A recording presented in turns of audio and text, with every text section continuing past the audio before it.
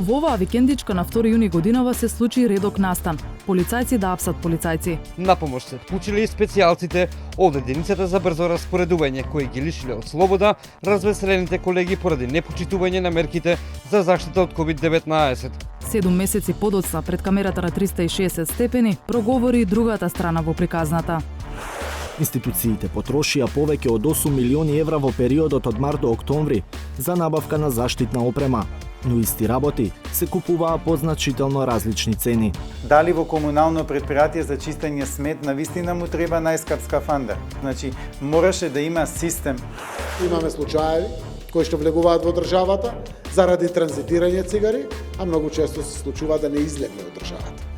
Еден камион има 100.000 евра акцизи за плаќање, зборам за еден шлепер на цигари. Владата со јавно-приватно партнерство воведува систем за следење на горивата и цигарите.